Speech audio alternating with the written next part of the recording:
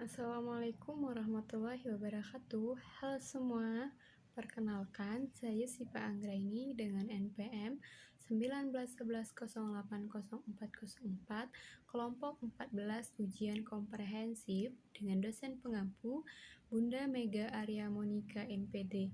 Di sini saya akan menjelaskan mengenai kompetensi guru BK atau konselor. Ada 6 kompetensi yang harus dimiliki oleh guru BK atau konselor. Yang pertama, kesadaran etik dan pengembangan pribadi. Yang kedua, pemahaman perkembangan individu. Yang ketiga, penguasaan asesmen individu dan lingkungan. Yang keempat, penguasaan ragam strategi intervensi psikologis. Yang kelima, kemampuan program BK komprehensif. Yang keenam, pemahaman konteks budaya, agama, dan kebutuhan khusus. Nah, untuk penjelasan lebih lanjut mengenai kompetensi BK atau konselor, yuk simak video berikut ini. Yang pertama, mengenai kesadaran etik dan pengembangan pribadi. Kompetensi guru BK itu sendiri diartikan sebagai kemampuan atau kecakapan seorang konselor yang memenuhi syarat dengan memiliki wewenang melaksanakan kewajiban secara bertanggung jawab dan profesional. Nah, menurut Komsia dan Indirantoro, kesadaran etik adalah kemampuan untuk menyadari adanya nilai-nilai etik atau moral dalam suatu keputusan.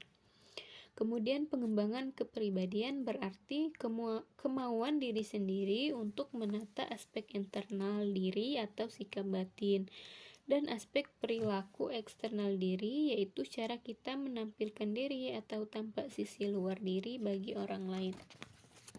Kemudian yang kedua, pemahaman perkembangan individu. Pemahaman perkembangan individu adalah kegiatan yang dilakukan konselor untuk memahami konseli secara utuh dan menyeluruh, yaitu memahami aspek pribadi, sosial, fisikis, serta kelebihan dan kekurangannya. Nah, dalam layanan bimbingan dan konseling diharapkan konseli dapat memperoleh bantuan yang sesuai dengan kemampuan dan potensi supaya apa yang kita harapkan dapat tercapai. Yang ketiga, ada penguasaan asesmen individu dan lingkungan. Asesmen individu merupakan seperangkat kegiatan yang dimaksudkan untuk memberikan rekomendasi individu yang diprediksikan mampu memenuhi kebutuhan organisasi atau perusahaan akan suatu jabatan atau potensi tertentu. Selanjutnya, asesmen lingkungan. Asesmen lingkungan merupakan kegiatan mengidentifikasi harapan sekolah atau masyarakat ataupun orang tua peserta didik sebagai sarana dan prasarana pendukung program bimbingan, kondisi dan kualifikasi konselor dan kebijakan pimpinan sekolah atau madrasah. Yang keempat, penguasaan ragam strategi intervensi psikologis. Kata strategi itu sendiri berasal dari bahasa Latin yaitu strategia, yang artinya sebagai seni penggunaan rencana untuk mencapai tujuan. Kemudian ada intervensi psikologis, merupakan program yang bersifat preventif, kuratif, dan promotif untuk membekali dan memanfaatkan kemampuan-kemampuan psikologis individu, kelompok, atau organisasi dalam menyesuaikan diri dengan situasi perubahan di lingkungannya. Kemudian yang kelima adalah kemampuan pengembangan program BK komprehensif.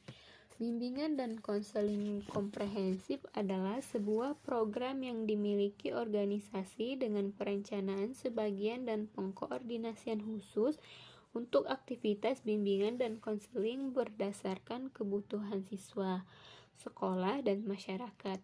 Bimbingan dan konseling komprehensif mencakup 4 komponen layanan.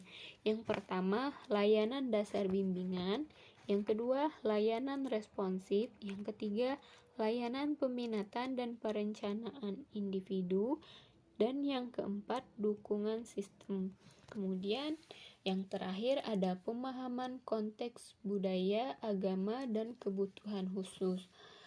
Konteks budaya atau genre merupakan suatu pendekatan yang menggambarkan cara-cara manusia menggunakan bahasa untuk mencapai tujuan sesuai dengan budaya. Untuk konteks agama, dalam konteks agama yaitu sebagai usaha memberikan bantuan kepada individu atau sekelompok orang yang mengalami kesulitan lahir dan batin supaya hidup dalam ketenteraman baik batin maupun jiwa. Nah, lalu mengapa sih seorang konselor harus memahami dan mengetahui kebutuhan anak yang berkebutuhan khusus? Konselor yang memiliki pemahaman kurang terhadap peserta didik berkebutuhan khusus mengakibatkan peserta didik berkebutuhan khusus tidak mendapat layanan pendidikan sesuai kebutuhannya. Nah, maka dari itu, konselor atau guru harus memiliki pemahaman yang baik terhadap anak berkebutuhan khusus agar mereka dapat terlayani dengan baik. Baiklah, sekian penjelasan dari saya. Terima kasih sudah menonton dan mendengarkan. Wassalamualaikum warahmatullahi wabarakatuh.